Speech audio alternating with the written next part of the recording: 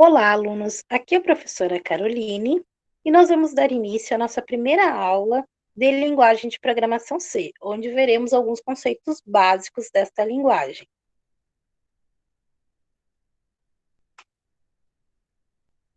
Então, a linguagem C foi criada por Denis e implementada em Unix. Ela é considerada uma linguagem de médio nível, podendo ser trabalhada com bits, bytes e endereçamentos para que possamos programar o hardware, ou seja, também pode ser considerada uma linguagem de baixo nível. Os códigos em C são altamente portáteis, ou seja, portáveis. Isso quer dizer que um programa criado em Windows pode ser executado em qualquer outro sistema operacional, não tendo a necessidade de ser executado apenas pelo sistema operacional ao qual ele foi desenvolvido. O C é uma linguagem do paradigma estruturado, onde é um programa que pode ser dividido em várias subrotinas, que são pequenos programas dentro de um programa maior. Cada subrotina trabalha com as suas próprias variáveis e executa determinadas funções. Porém, devemos ter noção de que essas subrotinas só serão executadas quando for feita a sua chamada na função principal do programa em questão. Como acontece a compilação dos programas em C? Primeiro passo, é necessário ter um compilador, que é onde nós vamos criar o nosso programa, ou seja, criar o nosso código-fonte.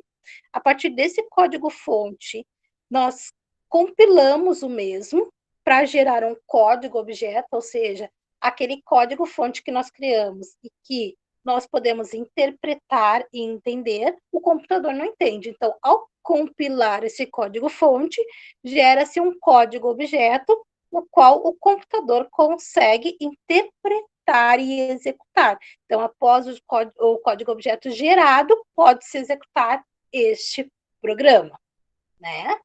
Então, tu não vai executar o código-fonte, sim, tu compila o código-fonte, gera o código-objeto para então executar este código-objeto.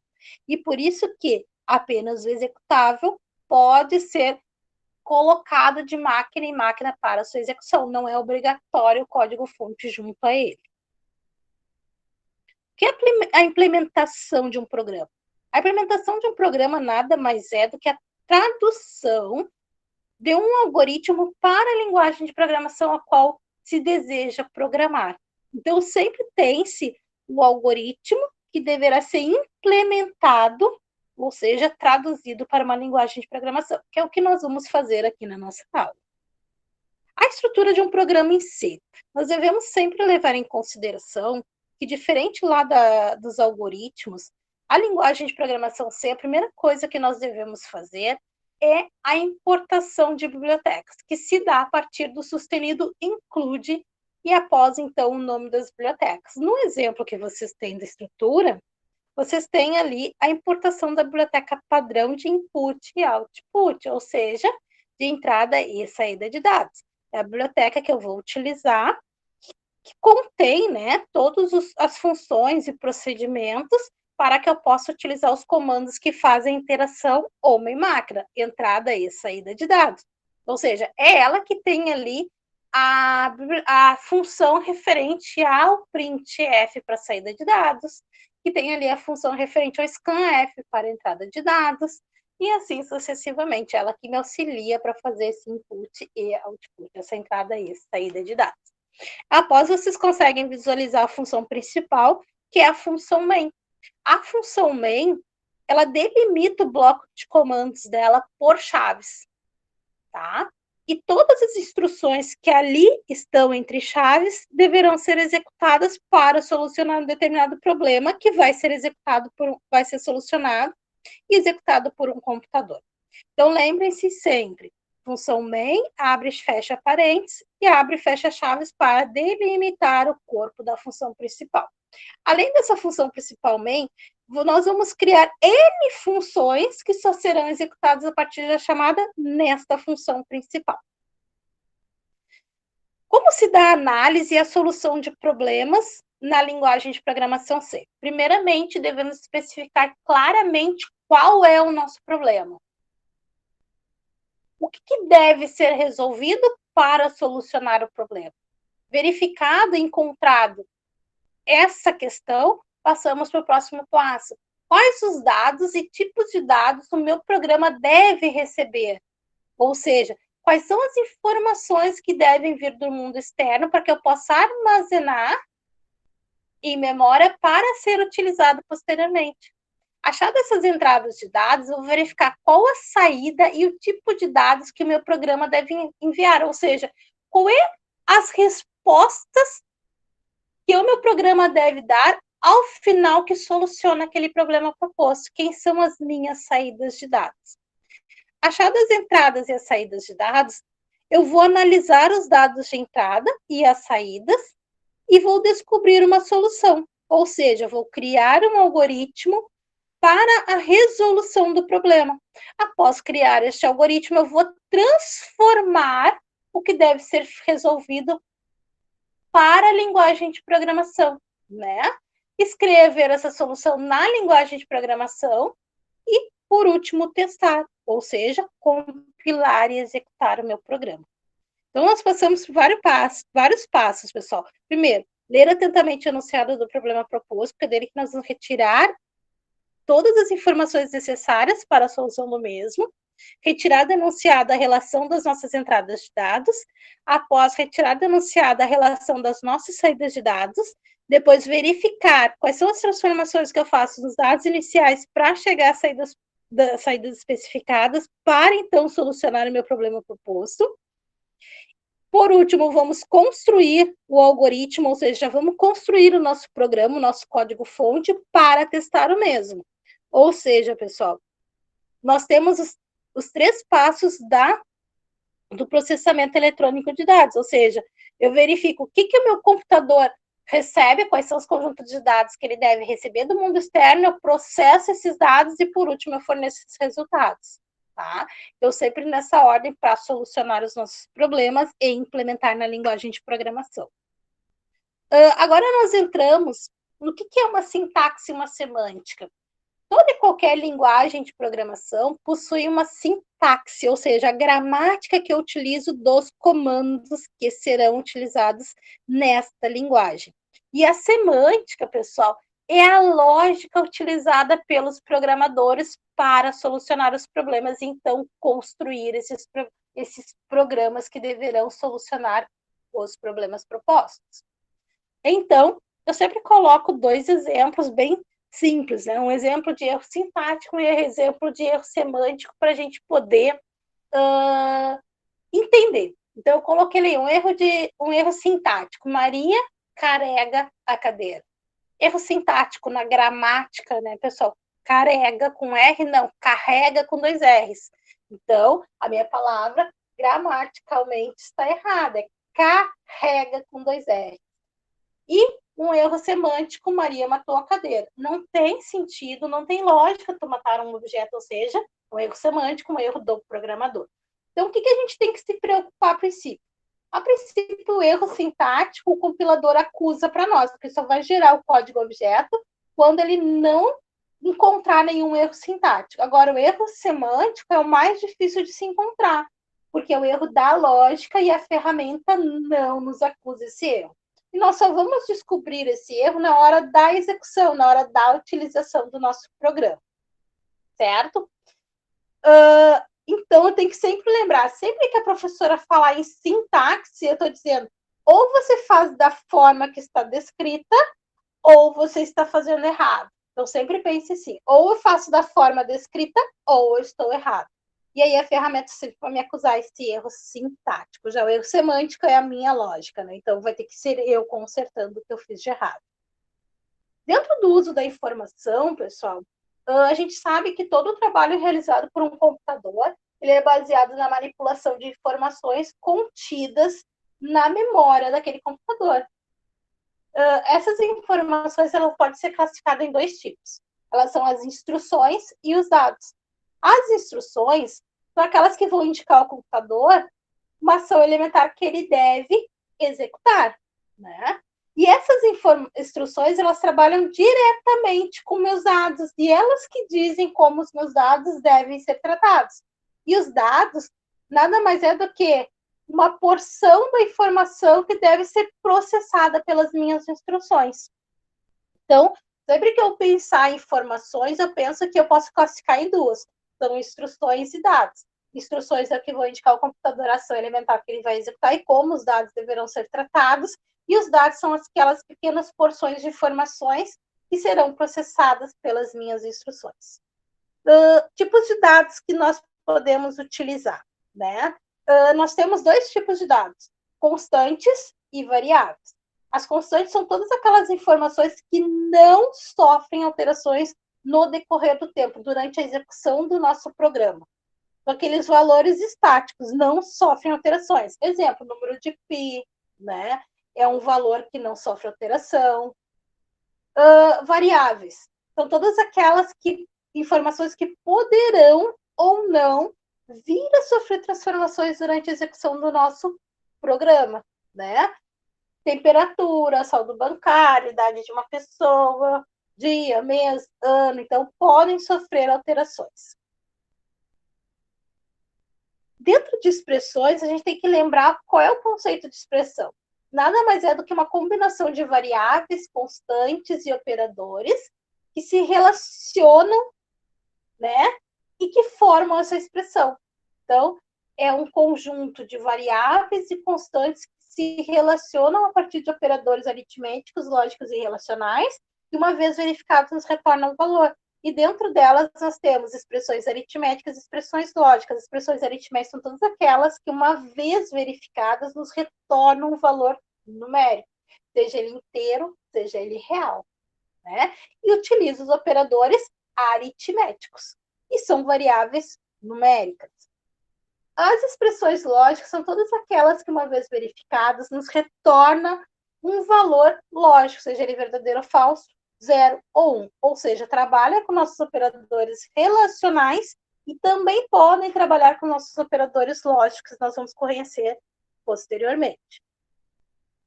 Dentro dos tipos de dados que nós manipulamos, nós temos os tipos numéricos, caractere. E a partir disso, nós temos o tipo int, que é o nosso tipo inteiro, que trabalha com 32 bits, ou seja, 4 bytes, e o tipo float, que trabalha com 32 bits, ou seja, 4 bytes também. Depois nós temos o tipo char, que trabalha com 8 bits, ou seja, que representa um caractere, né? Um caractere equivale a 8 bits, sendo um byte, e o double, que é 64 bits, ou seja, 8 bytes. Então, pessoal, o que a gente tem que lembrar? Tipo numérico pode ser int, float ou double.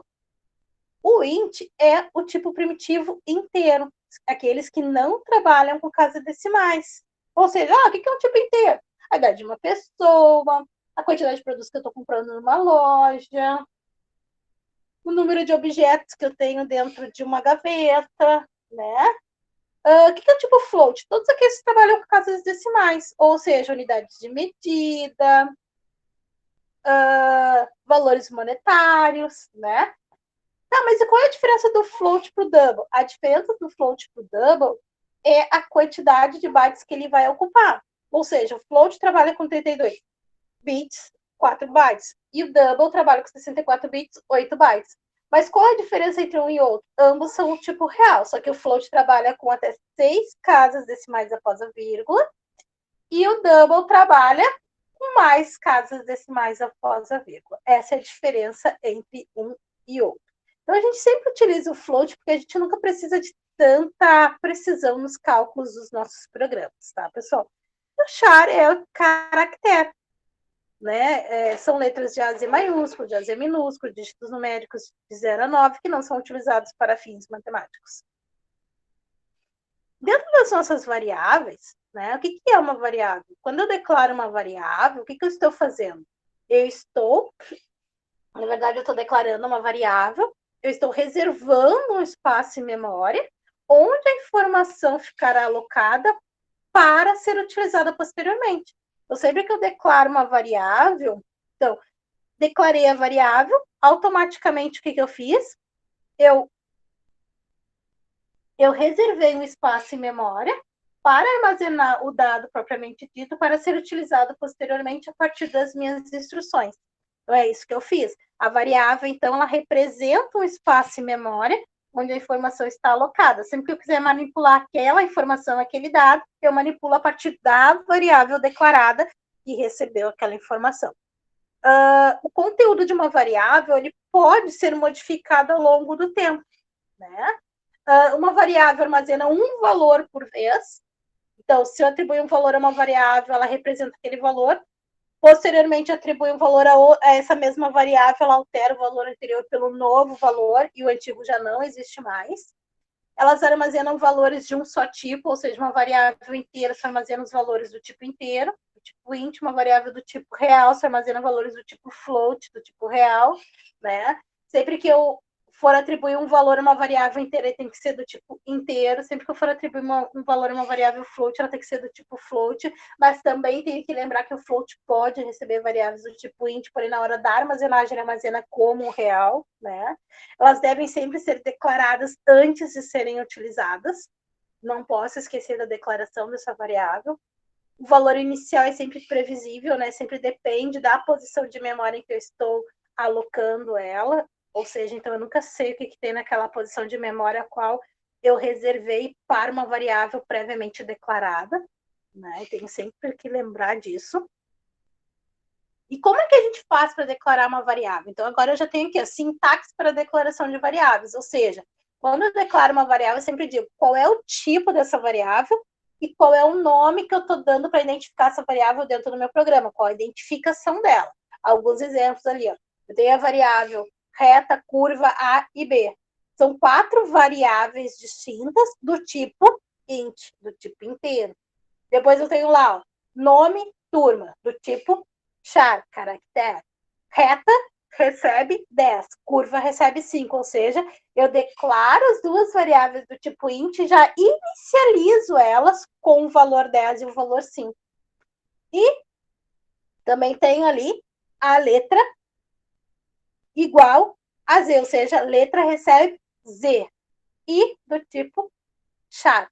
Só que ali, pessoal, deu um errinho ali no meu PPT, então ali é Z entre aspas duplas, tá? E tenho que lembrar também que depois do nome da variável, sempre ponto e vírgula. Então, ao final da declaração de variáveis, ponto e vírgula. Então, sintaxe, tipo primitivo da variável, identificador da variável, ponto e vírgula ao final. Não posso esquecer disso. E tem algumas regrinhas para dar nomes a essas variáveis, para identificar essas variáveis. Ou seja, o primeiro caractere sempre deve ser uma letra ou sublinha. A variável jamais inicia por um valor numérico, mas ela pode ser alfanumérica, certo? Então, o nome de uma variável nunca inicia por um valor numérico, mas pode ser alfanumérico. Sempre inicia por uma letra ou sublinha. Os primeiros 32 caracteres são significativos, depois não significa mais nada para identificar a variável, ou seja, nomes muito extensos não devem ser utilizados, porque são ignorados pelo compilador. A linguagem de programação C, ela distingue as letras maiúsculas das minúsculas. Então, uma variável x de letra maiúscula é diferente de uma variável x de letra minúscula. Ela faz essa distinção entre variáveis minúsculas e maiúsculas. Então, ele é case sensitive, como a gente diz. Não deve ser utilizadas palavras reservadas da linguagem, assim como não deve ser dados nomes para variáveis iguais aos identificadores de funções. Então, o que acontece? A variável não pode ter o nome de um comando da linguagem. A variável não pode ser do mesmo nome de uma função nominada anteriormente, e assim sucessivamente. Tem que tomar cuidado quando eu estou dando nome para as variáveis. Constantes. As constantes são todas aquelas que não sofrem alterações durante a execução do nosso algoritmo. Como que eu declaro as minhas constantes? Depois de importar todas as minhas bibliotecas, aí eu penso em declaração das minhas constantes. Sempre a partir de sustenido, define, seguido do nome da constante, seguida do valor. Notem que não tem ponto e vírgula ao final, e nada que vá separar o define do nome da constante do valor. É só um espaço entre esses três argumentos. Exemplos. Sustenido define, pi, 3,141592. Então, eu estou declarando uma constante π para ser utilizada posteriormente. E esse valor não vai ser alterado posteriormente. Sustenido define área 0,0, ou seja, estou definindo uma constante real com valor zero. Atribuição de dados, ou seja, o que eu estou fazendo quando eu atribuo um valor a uma variável, né? O operador de atribuição, ele especifica que uma variável será dado um determinado valor ou um resultado de uma expressão. Ou seja, eu sempre tenho uma variável recebendo uma determinada expressão. O meu operador de atribuição aqui é o sinal de igualdade. Sempre que vocês encontrarem igualdade, ele está dizendo, ó, a variável está recebendo determinada expressão está sendo atribuída à variável. Ou seja, a expressão será resolvida e o resultado dela armazenado naquela variável. Lembre-se que o resultado da expressão tem que ser no tipo compatível a qual a variável foi declarada anteriormente. E ao final de uma atribuição, sempre tem que haver um ponto e vírgula. Alguns exemplos ali, ó. A recebe 5, 5 sendo atribuído a A, ponto e vírgula. 10,3 sendo atribuído a C, C recebendo 10,3, ponto e vírgula. A recebendo B, que recebe C, que recebe 10, ou seja, todas as três variáveis estão sendo inicializadas com o valor 10, ponto e vírgula ao final. Dentro disso, nós temos nossos operadores aritméticos e operadores relacionais. Pessoal, prestem sempre atenção nos operadores de adição, subtração, multiplicação e divisão. São os que nós conhecemos. Depois nós temos o módulo, que é o operador de divisão de números inteiros. E eu tenho que lembrar que o operador de divisão, ele pode ser utilizado para divisão de números inteiros, como para divisão de números reais. Então, eu tenho que sempre lembrar, se todos os operandos envolvidos na divisão for do tipo inteiro, ele me retorna o resultado inteiro da divisão, onde o resto não interessa, que seria o div. Quando eu utilizo todos os operadores do tipo real, do tipo float, ele me retorna o resultado real da divisão. O módulo, que é o percent, me retorna o resto da divisão de dois números inteiros, ou seja, todos os operandos envolvidos devem ser do tipo inteiro. Depois vocês estão vendo que vocês têm o incremento e o decremento. O incremento, ele é sempre para somar mais um a uma determinada variável, e um decremento é sempre para decrementar um de uma determinada variável, mas depois eu explico isso para vocês. Os operadores relacionais que nós temos, né? Maior, menor, maior seguido de igualdade, quer dizer, maior ou igual, não pode ter espaço entre os dois operadores, menor ou igual, igualdade aqui tem que ser dois sinais de igual, um após o outro, porque igualdade na linguagem de programação é atribuição, então para diferenciar é igual seguido de igualdade, e o diferente é exclamação seguido de igualdade. Lembrem-se sempre, maior igual, menor igual, igual e diferente, os operadores devem estar lado a lado, sem ter espaço entre eles. Nossa tabela é verdade, então, pessoal, que trabalha com os operadores lógicos. Então, nós temos o operador de negação, que aqui é exclamação, a conjunção, que é dois eixos comerciais, e a disjunção, que é pipe.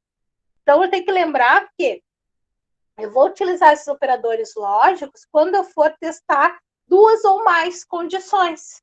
Ou seja, né, o operador de negação ele é unário. Então, eu posso negar uma condição apenas. Então, se a minha condição ela é 0, na negação ela se torna 1. Se ela é 1, na negação ela se torna 0. Então, lembre-se, é o nosso falso e verdadeiro. O 0 é o falso e o 1 é o verdadeiro. Então, eu inverto os estados da condição quando eu trabalho com a negação. Já a conjunção e a disjunção são operadores binários, né? Em que eles trabalham com duas ou mais condições. Então, sempre tem duas ou mais condições sendo testada a partir de um desses operadores. Ou é a partir do operador de conjunção, ou a partir do operador de disjunção. Então, eu sei que eu só tenho a saída igual a 1 verdadeira na conjunção se ambas as condições forem verdadeiras. Basta que uma delas seja falsa para obter a saída falsa e ser 0. Na disjunção é diferente. Basta que uma das minhas condições seja verdadeira, ou seja, igual a 1 para obter a saída 1. Se eu obter a saída 0 quando todas forem 0, ou seja, falsas. Mas isso aqui a gente vai ver detalhadamente quando a gente começar a trabalhar com os desvios condicionais dentro dos nossos algoritmos. E aí a gente revê isso novamente. Então, aqui alguns exemplos, né, de atribuição de dados. Eu estou fazendo ali, a minha variável C recebendo A mais B, ou seja, o conteúdo de A mais o conteúdo de B nesse momento, atribuído a C. E recebendo I mais 2, ou seja, estou fazendo um incremento de 2, né? N mais mais é a mesma coisa que N recebendo N mais 1. N menos menos é a mesma coisa que N recebendo N menos 1. Então, A recebendo 3 módulo 2, ou seja, eu quero saber qual é o resto da divisão de 3 por 2.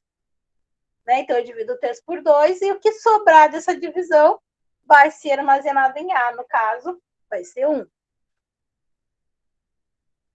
Nós também temos operadores reduzidos em C, né, que podem simplificar a codificação de certas operações em atribuições. O que é isso, né? É a variável seguida do operador recebendo uma determinada expressão. Isso quer dizer que eu tenho a variável recebendo ela mesma, mais o operador e a expressão. Então, alguns exemplos. X mais igual a 10, ou seja, equivale a x recebendo x mais 10. Y vezes recebe 10 mais 25 é igual a y recebendo y vezes 10 mais 25. Então, são operadores reduzidos que a gente pode utilizar em C, mas que não é obrigatória a sua utilização. O operador ternário de interrogação, pessoal, ele é uma condição sendo testado. Então, ele substitui uma condicional e fiel, se um sei, se não. Então, o que nós temos, né? Testa-se a condição e interrogação. Quer dizer, se essa expressão 1 for verdadeira, então executa a expressão 2. Se não, executa a expressão 3. Exemplo, então, resultado recebe nota é maior que 6. Se esse questionamento, se essa condição for verdadeira, então o resultado recebe 10. Se não, o resultado recebe 0. Mas isso depois eu vou fazer um exemplo para nós entendermos melhor. O operador sizeOf é um operador unário que retorna o tamanho em bytes de uma variável ou de um tipo primitivo de dados.